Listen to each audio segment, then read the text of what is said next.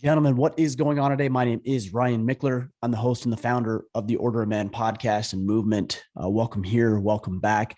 I'm going to shoot off the cuff a little bit here because there's been something that's been on my mind over the past, it's been on my mind for a long time, but specifically over the past couple of weeks. And that is this plague of overconsumption. And it's very interesting to me to see how many guys are so worried and just inundated with consume, consume, consume, get. What can I get? How can I get mine? And then they wonder why they can't get ahead. So we're going to talk about why over consuming is the wrong mindset and why, even though it may feel like the right thing to do, it's actually hurting your chances of success in your relationships, your business, with your clients, with your kids. It's just this mentality of what can I get and how can I get mine. So before we do, I just want to tell you very, very quickly, I'm going to steal a page from my friend Andy Frisilla and ask that you please leave a rating and review. All right. We don't ask a whole lot here. Of course, we've got programs and courses and merchandise that you can pick up, and that's on a obviously volunteer basis. But I would love for you guys to just leave a rating and review. We've got tens of thousands, almost hundreds of thousands at this point of men listening to this podcast. And I think we've got like 6,000 reviews. So please stop consuming and start producing. That's what we're going to talk about today, and give back. If you feel like you've gotten any value, whether it's on this episode or any number of the almost 800 episodes that we've done now, just go in, leave your little rating and review. Again, it goes a long way in promoting the visibility of the show and getting this message out to the masses. We do this podcast for free. There's time and energy and resources and money that I have to contribute and pay in order to make this podcast run. So a rating and review doesn't seem like a too big of an ask. So go do that. And that's going to tie in perfectly to what we're talking about today, which is the concept of overconsumption. We live in this consumer-driven society. And I was thinking about this as I was walking around my house and even looking in my office. I mean, look at all the shit that I have. You know, I've got books that I've never read. I've got paperwork stacked up to the brim. There's some gifts that people have sent me that I haven't even looked at yet. It's disgusting at this point, how much stuff and shit that we have. And that's this level of consumption. And then we get so inundated and consumed with all the bullshit and all the physical possessions and all the, how can I get mine and get after mine, that we can't actually function. And then we wonder why we're not successful. It's because we're taking at every turn, buy, take, steal, have people give you gifts. These are things you're not even going to use. And what is it doing? It's taking up your mental capacity. That's what it's doing. And physical capacity. You know, if I look around my room, it's somewhat organized. It's about 80% organized, but man, I'm trying to declutter. I'm trying to remove stuff. I'm trying to eliminate stuff from my life, but it's so easy to consume. And we live in this market-driven age where, you know, everybody's telling us why you have to have the latest gizmo and gadget and knife and product and shirt and hat and course and all these other things that even I offer to you guys. And yet none of us critically think about how that's impacting our life. We think that if we have the new and latest phone, or that we have, you know, the battle planner, or this poster that's sitting on my desk that I've had for a week that I haven't hung up, or these gifts over here, that somehow our life is going to be better. I'm here to tell you it isn't. It isn't going to be better. If you want to look at it in the context of your relationship and all you're worried about is getting from your wife, getting what you think you need, why she isn't supporting you, why she isn't loving you, why she isn't doing the things that a quote unquote good wife should do, like, you have no right to wonder why your life is not going the way that you want it to go. Here's the shift in mentality, guys. Move from consumer to producer. Period. Bottom line. End of story. Now, I'm not going to say that we get to completely remove ourselves from consumer. Of course, we're going to be consumers at times, and I don't think that's necessarily bad. You know, we got to eat food. I recommend books all the time. There's clothes that we need to wear. There's things that we need physically, mentally, emotionally in our lives. But damn, if you can't figure out how to produce more than you consume. And isn't this the difference between a man and a boy? Like, strip everything else away. Strip the size away, strip the biology away, strip the mentality away, strip the experience away. And isn't the main difference between a child, a little boy? I've got 3 boys. I've got a daughter as well. But isn't the difference between the boys and the men the ability to produce more than we consume? And yet none of us, very few of us, I should say, graduate from boy to man in this context. That's why so many of you guys are in debt, because you buy, and you don't know how to produce more than you consume. That's why your relationship is not as fulfilling as it should be, because you're taking, get mine. Don't worry about her. All of what I have is at the expense of her. That's why you're not successful in your career.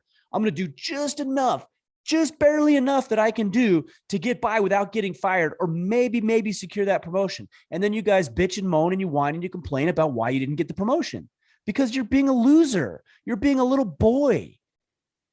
If I look at my 3 boys and my daughter, and I say this with all due respect and all the love I have in my heart for them, they are consumers of resources.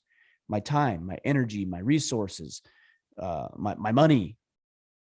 And that's okay. We expect that.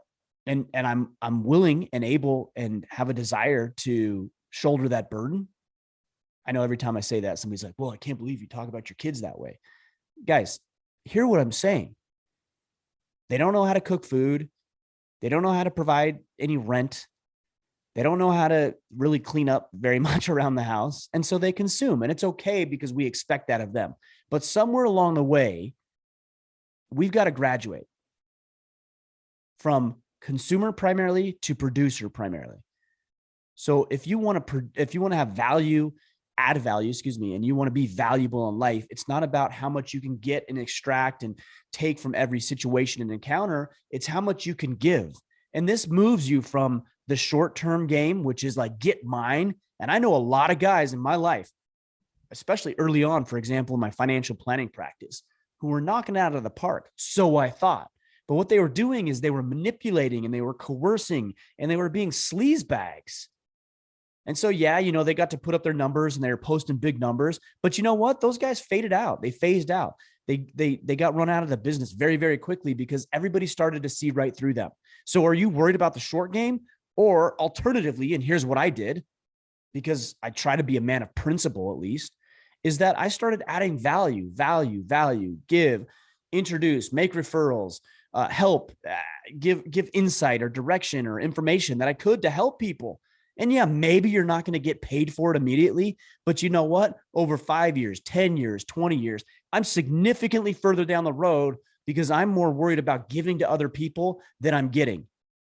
Now, one of my favorite quotes comes from the great Zig Ziglar. He said, you help enough people get what they want, you will inevitably get what you want. But so many of you are focused on what you want that you're willing to railroad people and run over people and just leave this wake of collateral damage in your path because you're worried about getting yours.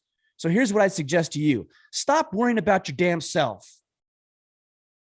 Right? Your needs are met, right? You're putting food on the table. The mortgage is being paid. You have some experiences. You have some abundance and blessings in your life. Start helping other people. Move from consumer to producer. How do I add value? How do I share? How do I open up my network to other people? How do I give my wife what she wants? How do I help my children with what they need? How do I give my time and energy and resources to other individuals? And you know what's ironic about this? The more you focus on giving to other people, the more you will get in return. It's a principle. It's an eternal principle. It works in every facet of life. And now here's the beauty. You can take the stress off. There's no more stress about how am I going to get rich and how I'm going to create a fulfilling relationship. Give. That's the answer. Give.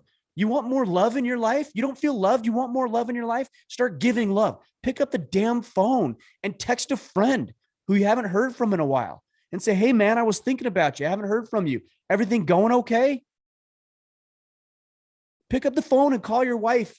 Maybe she's at work right now and just call her and say, hey, I just wanted to call and tell you I loved you, period. That's it. Or send her flowers. You want to connect with your kids? Ask your child, hey, what do you want to do this afternoon when you get home from school? Well, Dad, I really like to play football, throw the football. Good. Go out there and spend an hour. It doesn't take a lot. It's throwing the football. You want to get that promotion at your work? Stop worrying about, well, this person did this and this person. How come I didn't get, I got passed over? Add value. Like, look at the problems in your work, maybe even the problems outside of your purview, outside of your pay grade, and consider that maybe you have a solution, or maybe you have an introduction, or maybe you have some insight, and add that. Give that. How are you going to be passed over for the promotion over the long haul? Like, you might be short term. And look, guys, I know, here's what I would say is that I have at some time, and here's the downfall of giving value, that at some points in my life, I feel slighted, right? Like, I feel like I made an introduction, or I made a connection, or I gave value in some way, and I didn't get what I quote unquote expected in return. And I felt slighted. A couple of things. Number one, short term. I'm playing the short term, because long term, I'm telling you, it's going to work. No doubt, 100% guaranteed, the more you add value over the long term, it will work. Number two, don't keep score with people. All right. You're not adding value so you can get in return, because that's a consumptive mindset. The only reason I'm giving value in my life is so you will get me more in return. That's consumption disguised as adding value. You know what I'm talking about. You see these sleazeball marketers, internet scam artists, used car salesmen, like, you get it. Greasy slime ball, just manipulation. It's just gross. You see it. And they say, well, I'm just adding value. Well, I can't believe I'm just adding value. No, dude, you're adding value, or at least attempting to, so you can get in return, and everybody can see through your bullshit. So here's what I would suggest to you. Instead of adding value as a strategy, why not worry about being a good man? Why not worry about caring about other people?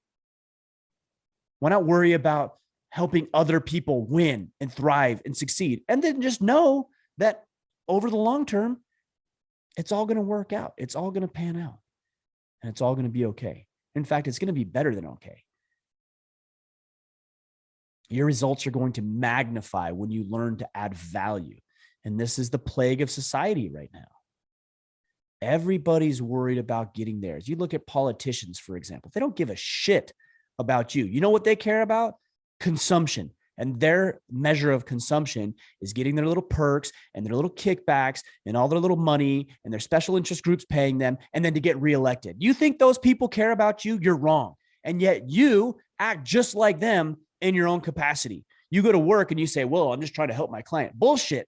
You're just trying to make as much money as you can, get the promotion, get the notoriety, and get rich. Not necessarily anything wrong with that, but if that's your primary motive, is to just get yours, you're never going to get yours to the degree that you want. And you're never going to live a fulfilling life. You want to be happy. You want to be fulfilled. You want to be satisfied. You want to live an enjoyable life. Worry about serving other people. Give, add value, add to people's lives. Look for problems, create the solutions, and give those freely and abundantly.